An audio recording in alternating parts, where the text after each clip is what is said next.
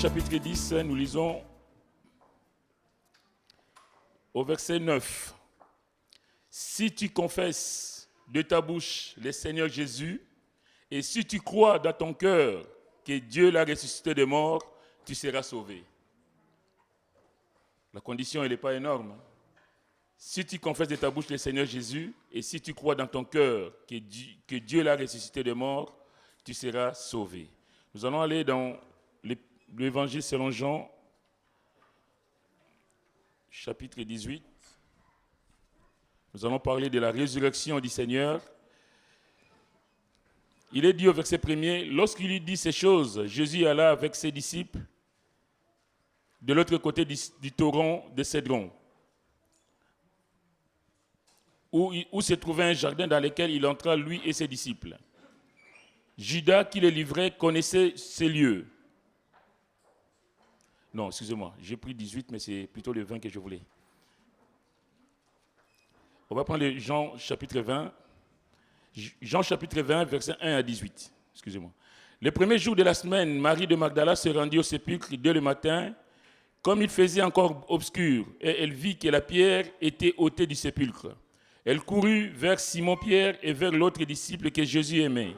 Elle leur dit, « Ils ont enlevé du sépulcre le Seigneur, et nous ne savons où ils l'ont mis. » Pierre et l'autre disciple sortirent et allèrent au sépulcre. Ils couraient tous deux ensemble, mais l'autre disciple courait plus vite que Pierre et arriva le premier au sépulcre. S'étant baissé, il vit les bandes qui étaient à terre, cependant il n'entra pas. Simon-Pierre, qui le suivait, arriva et entra dans le sépulcre. Il vit les bandes qui étaient à terre et le linge qu'on avait mis sur la tête de Jésus, non pas avec les bandes, mais plié dans un lieu à part. Alors, l'autre disciple qui était arrivé le premier au sépulcre entra aussi et il vit et il crut, car il ne comprenait pas encore que selon l'Écriture, Jésus devait ressusciter des morts.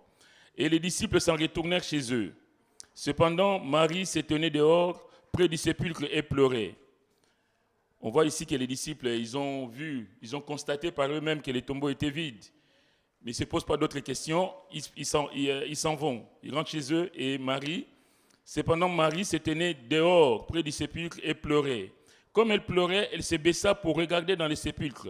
Et elle vit 2 anges vêtus de blanc, assis à la place où avait été couché le corps de Jésus, l'un à la tête, l'autre aux pieds. Ils lui dirent, « Femme, pourquoi pleures-tu » Elle leur répondit, « Parce qu'ils ont enlevé mon Seigneur, et je ne sais où ils l'ont mis. » En disant cela, elle se retourna et elle vit Jésus debout. Mais elle ne savait pas que c'était Jésus. Jésus lui dit, « Femme, pourquoi pleures-tu? Qui cherches-tu » Elle, pensant que c'était le jardinier, lui dit, « Seigneur, si c'est toi qui l'as emporté, dis-moi où tu l'as mis, et je le prendrai. » Jésus lui dit, « Marie. » Elle se retourna et lui dit en hébreu, « Rabouni », c'est-à-dire « maître ». Jésus lui dit, « Ne me touche pas, car je ne suis pas encore monté vers mon Père, mais va trouver mes frères et dis-leur que je monte vers mon Père et votre Père, vers mon Dieu et votre Dieu. » Marie de Magdala alla annoncer aux disciples qu'elle avait vu le Seigneur et qu'il lui avait dit ces choses. Amen. C'est magnifique. Quelqu'un qui était parmi vous, quelqu'un que vous aimiez est parti, et là, on se rend compte que le tombeau est vide, que la mort n'a pas pu le retenir. Je vais dire cet après-midi, mais quelle grâce, quelle bénédiction. Nous allons demander la grâce de Dieu. Seigneur, merci une fois de plus pour ce moment que tu nous donnes, Seigneur, d'être à l'écoute de ta parole. Merci, Seigneur, parce que tu es le Dieu Tout-Puissant. Tu es, Seigneur, celui qui est au-dessus de tout, créateur du ciel, de la terre, de toutes choses, Seigneur. Tu es vraiment incomparable, nul n'est comme toi. Merci pour ce moment que nous passons dans ta présence, Seigneur. Bénir ces instants, bénir tout un chacun de nous. Toi qui connais aussi les besoins, Seigneur, tu connais tous de nous, Seigneur. Nous prions que tu puisses simplement passer dans le rang, Seigneur, et visiter ton peuple, bénir tout un chacun et agir dans les cœurs et dans les vies. Merci pour tout, Seigneur. Louange et gloire à toi, au nom de Jésus. Amen. Amen. Pouvez vous asseoir. Pour ceux qui n'étaient pas là ce matin, un petit rappel. Nous avons parlé de la traversée, la sortie de l'Égypte des enfants d'Israël après la Pâque. Donc, ils ont traversé la mer Rouge, mais on n'est pas allé jusque-là, mais le but c'était d'aller, en tout cas de traverser la mer Rouge. En tout cas, Dieu s'est glorifié au travers de la sortie de son peuple de la servitude. Dieu s'est glorifié et nous avons vu ce matin que Joseph, avant de mourir, il va dire à ses frères que Dieu va vous visiter, mais parce que Dieu va vous visiter, ne laissez pas mes os en Égypte, emportez-les avec vous. Nous avons dit ce matin que Joseph avait déjà cette vision prophétique que l'Égypte, ce n'était pas la terre où elle devrait finir sa vie entre guillemets, même si la vie sur terre, on a dit ce matin que même si la vie sur terre s'arrêtait, mais il y a une vie qui nous attend au-delà. Et tout homme, toute femme doit se préparer à ce qu'un jour, nous allons quitter cette terre et qu'un jour, nous voulons participer à la gloire du Seigneur. Être avec lui dans la gloire. Être avec le Seigneur dans l'éternité. Je disais ce matin que peu importe le temps que nous pouvons vivre ici-bas, peu importe le nombre d'années, on fête des anniversaires, les années passent les unes après les autres. Peu importe tout cela, ce qui importe, c'est ce que où je serai dans l'éternité. Et ça doit être le cri de cœur de tout un chacun. Ça doit être le projet spirituel de tout enfant de Dieu. Et ça, c'était prophétique aussi de la résurrection des morts. C'est-à-dire que si aujourd'hui, nous savons que, nous l'avons lu aussi ce matin, que si nous disparaissons de cette terre, nous savons que même si le Seigneur revenait aujourd'hui, nous savons que nous allons être ressuscités et aller à la rencontre du Seigneur. L'enfant de Dieu doit se préparer à cet événement. Et le Seigneur Jésus n'a pas fait autre chose. Avant sa mort, le Seigneur avait déjà annoncé les couleurs en proclamant une grande vérité lors de la mort de Lazare. Si vous voulez, on va les prendre. On va aller dans Jean chapitre 11. Jean chapitre 11. Donc Lazare est mort et les amis pleurent, la famille pleure. Verset 21, Marthe dit à Jésus, « Seigneur, si tu eusses été ici, mon frère ne serait pas mort. Mais maintenant, même, je sais que tout ce que tu demanderas à Dieu, Dieu te l'accordera. Seigneur, si tu avais été ici, mon frère ne serait pas mort. » Cette femme avait la connaissance de la puissance de Jésus. Mais cette connaissance s'est limitée à, une connaissance livresque des Écritures. Oui, Jésus, tu es le Sauveur. Mais bon, maintenant il est mort, c'est fini. Il est mort, il est parti. Mais maintenant même, je sais que tout ce que tu demanderas à Dieu, Dieu te l'accordera. Jésus lui dit, ton frère ressuscitera. Ton frère ressuscitera. Et Marthe va dire, je sais, lui répondit Marthe, qu'il ressuscitera, mais ce sera à la résurrection, au dernier jour. Ça, c'est ça que je vous dis, c'est la connaissance, superficielle des choses. Oui, Seigneur, je sais qu'il va ressusciter, mais ce sera quand tout le monde va être ressuscité pour aller au jugement et tout ça. Mais pas aujourd'hui, là c'est fini, il est mort. Après eux tous, il m'est aussi apparu à moi comme à l'avorton. L'apôtre Paul fait allusion à l'apparition du Seigneur sur le chemin de Damas. Mais ce que je retiens pour cet après-midi encore plus, c'est le verset 12. Et l'homme de Dieu va dire, « Or, si l'on prêche que Christ est ressuscité des morts, comment quelques-uns parmi vous disent-ils qu'il n'y a point de résurrection des morts? Et s'il n'y a point de résurrection des morts, Christ non plus n'est pas ressuscité. » Si nous n'insistons pas sur la résurrection des morts, si Christ n'est pas ressuscité, l'homme de Dieu dit, s'il n'y a point de résurrection des morts, Christ non plus n'est pas ressuscité. Parce que lui, il est ressuscité pour montrer qu'il a tout pouvoir sur la mort. Que la mort qui est rentrée dans le monde par le péché, la mort n'a plus de pouvoir. Maintenant, celui qui donne sa vie à Jésus a cette espérance de vivre pour l'éternité. Au verset 14, il dit, « Si Christ n'est pas ressuscité, notre prédication est donc vaine, et votre foi aussi est vaine. » Vous aurez cru en vain, ça ne sert à rien.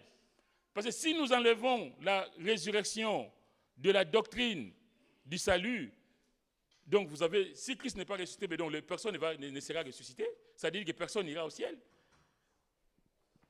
Votre foi aussi est vaine. Il se trouve même que nous sommes de faux témoins à l'égard de Dieu, puisque nous avons témoigné contre Dieu qu'il a ressuscité Christ, tandis qu'il ne l'aurait pas ressuscité si les morts ne ressuscitent point. Donc, cet après-midi, mes frères, c'est pour vous dire que Dieu est celui qui a ressuscité le Christ.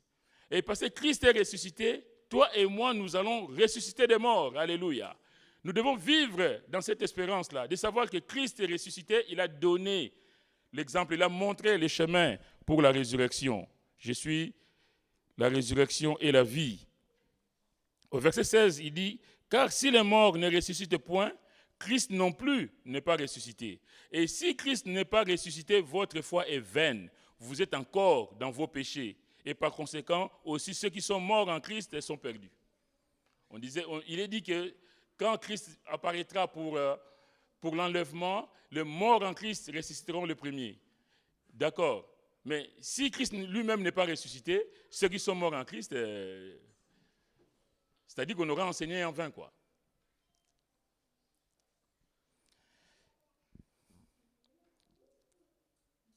Verset 19. Et si c'est dans cette vie seulement que nous espérons en Christ, nous sommes les plus malheureux de tous les hommes. Moi, j'ai souligné dans ma Bible, si c'est dans cette vie seulement que nous espérons en Christ, nous sommes les plus malheureux de tous les hommes. Si on espère, on croit seulement en Christ, parce que quand nous sommes en vie, sans avoir, je répète, cette perspective de l'éternité, ben, on est les plus malheureux des hommes. C'est-à-dire que les jours de ta mort, on t'enterre, c'est fini. Les choses s'arrêtent là. Mais alléluia, que Dieu soit béni. L'homme de Dieu dit, mais maintenant, Christ est ressuscité des morts. Et il est les prémices de ceux qui sont morts. Alléluia. Christ est ressuscité des morts. Parce qu'il est vivant. Parce qu'il intercède pour toi et pour moi. Que le nom du Seigneur soit béni. La résurrection du Christ était nécessaire pour montrer la véracité des Écritures. Car si Jésus était resté au tombeau, il aurait été pris pour un imposteur. On prend dans Matthieu 27. Matthieu chapitre 27.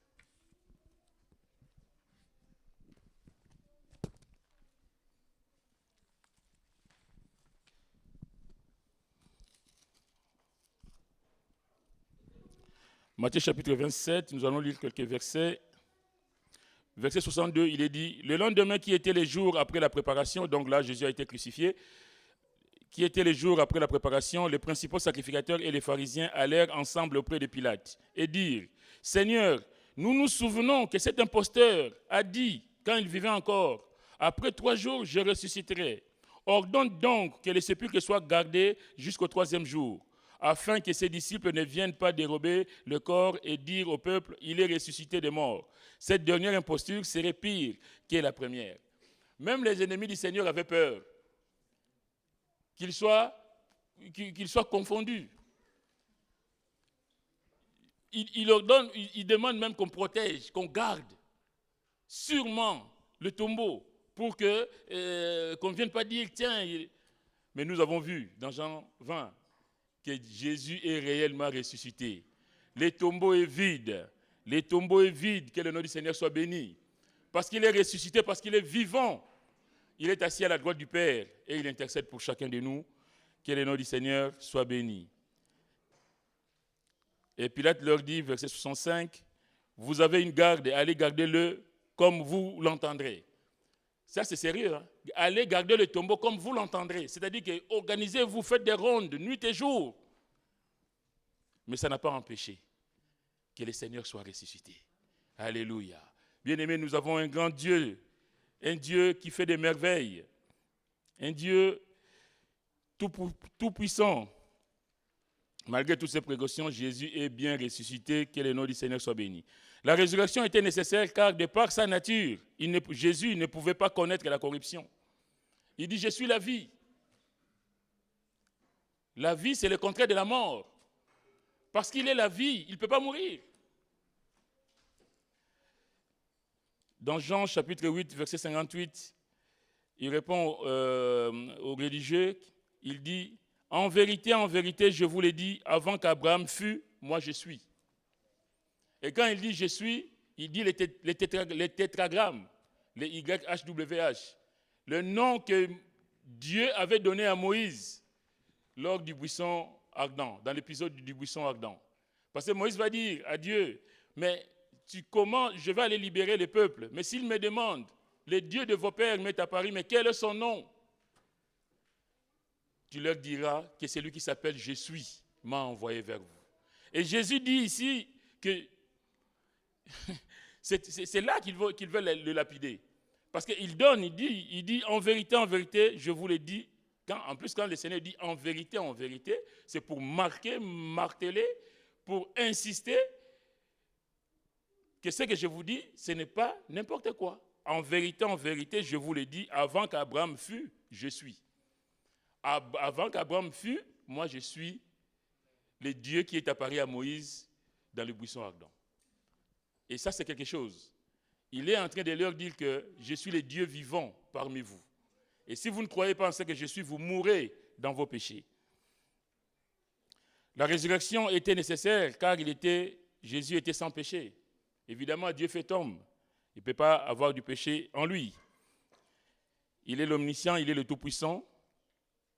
Et sans la résurrection, rien ne nous permettrait de croire en lui. On va prendre encore dans Jean chapitre 20. Rapidement, Jean chapitre 20.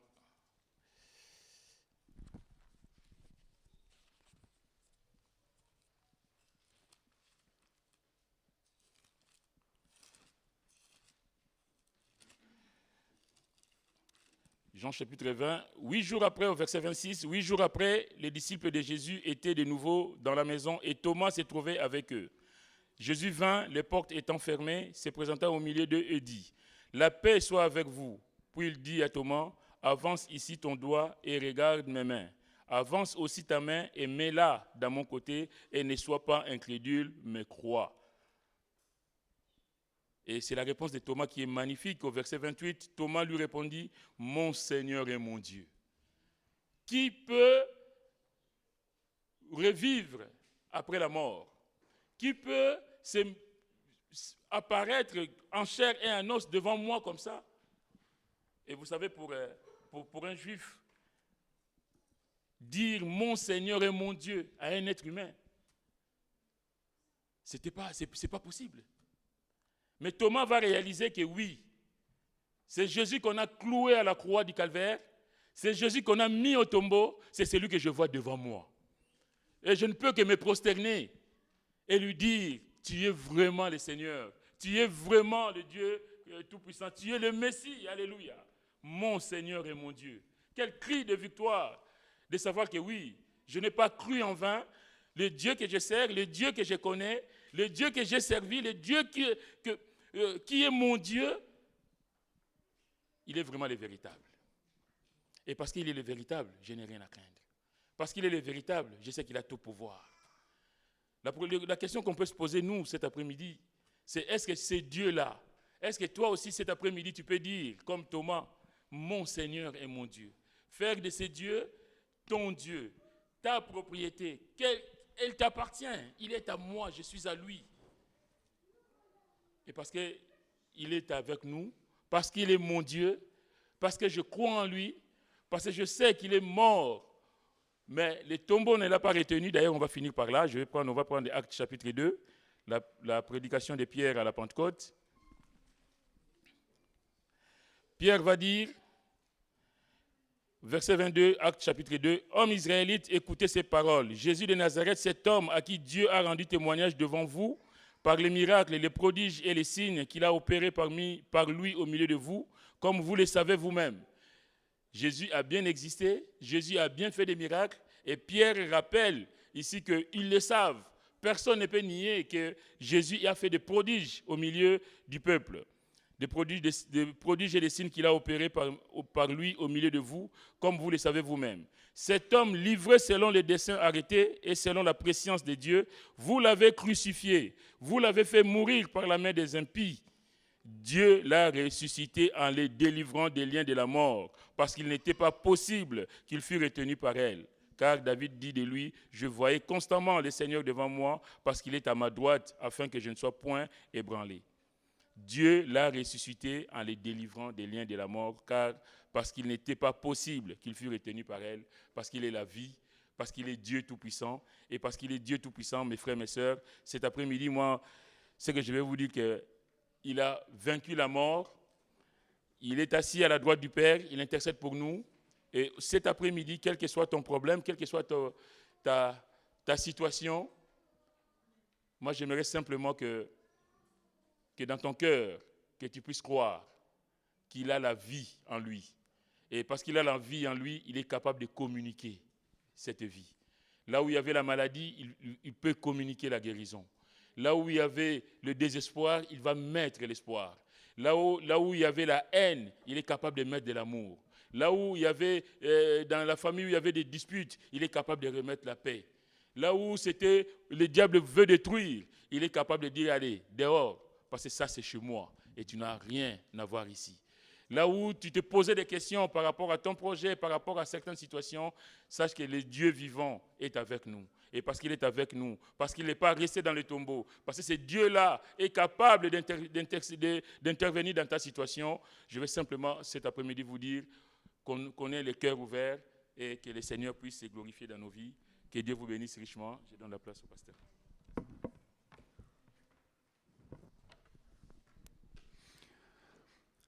Il y a beaucoup de gens qui se moquent de l'idée de la résurrection du Christ.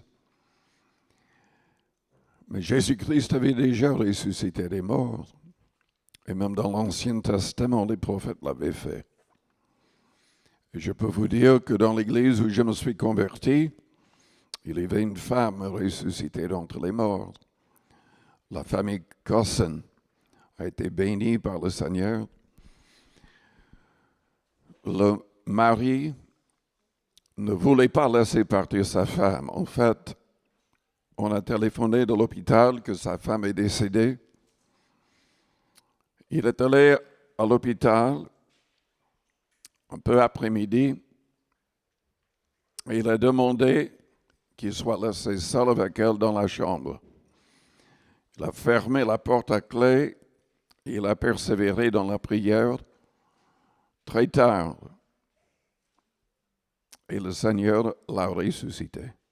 En fait, elle a été complètement guérie, elle a quitté l'hôpital avec lui.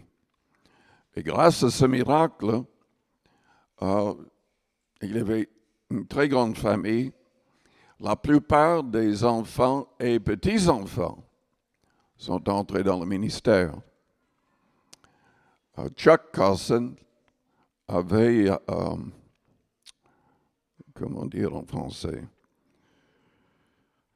une chaîne de radio qui avait touché des milliers et des milliers de personnes à Détroit.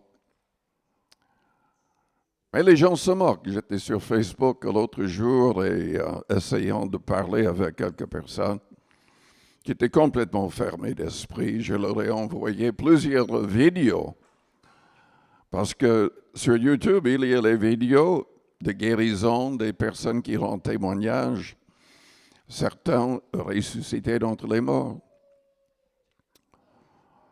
On doit accepter ce que Dieu nous dit dans sa parole.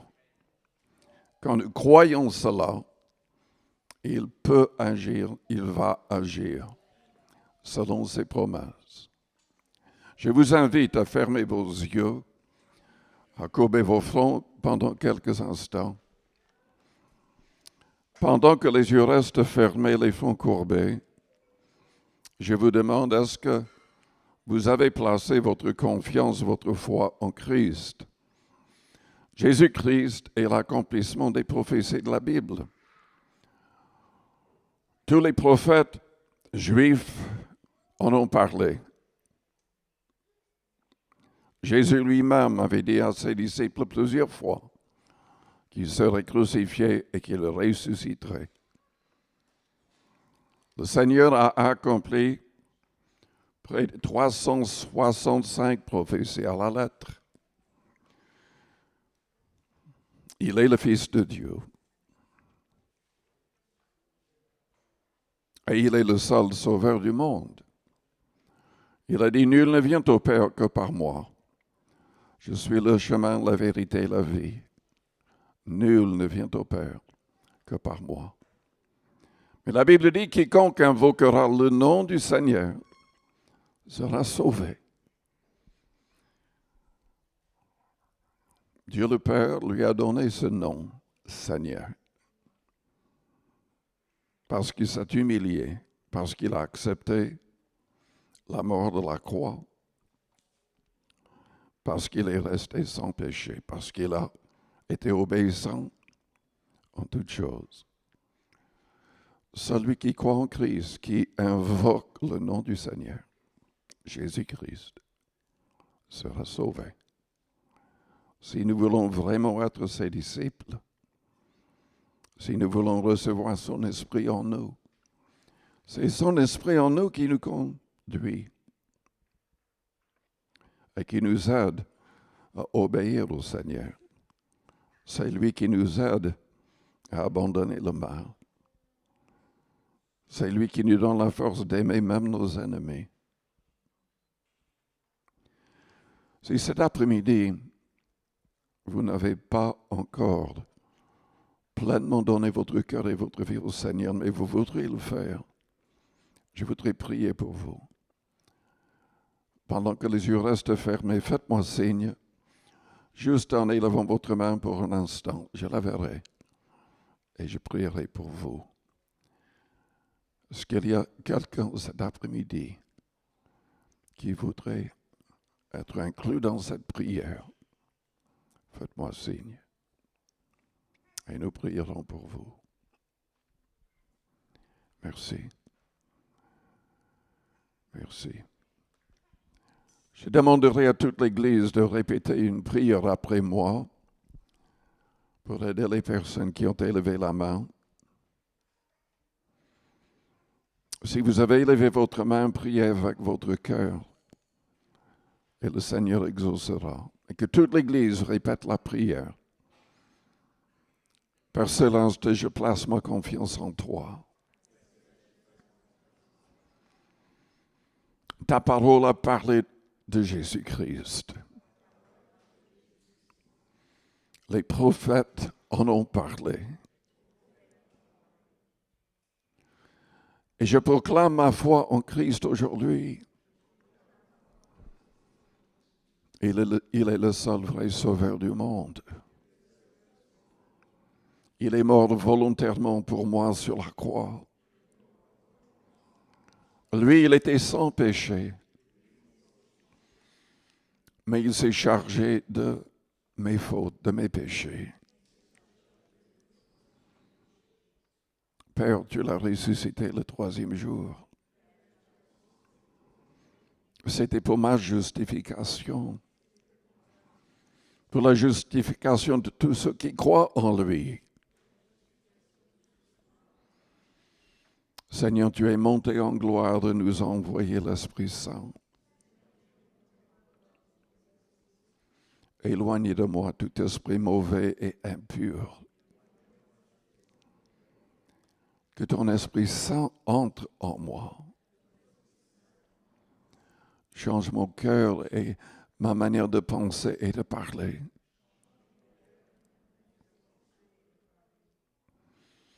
J'ai choisi de renoncer au monde avec sa convoitise et son orgueil.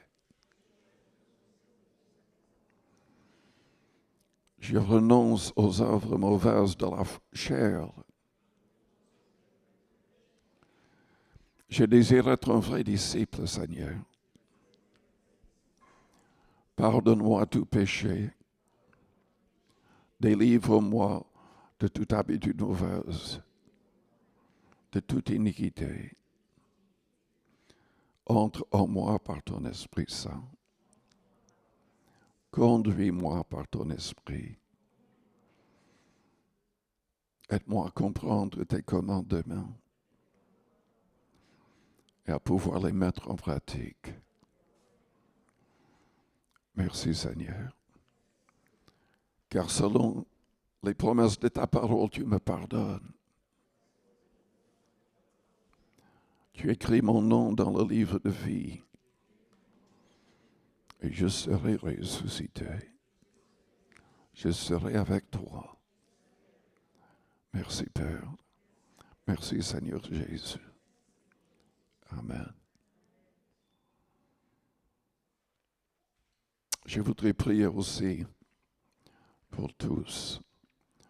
Père Céleste, je te demande de bénir toutes les personnes ici. Seigneur, garde-nous debout dans ta parole. Que l'adversaire de nos âmes ne puisse pas nous égarer de toi. Que personne n'arrive à détruire notre foi en toi. Aide-nous à marcher selon tes commandements. Aide-nous à te plaire en toutes choses. Au nom de Jésus.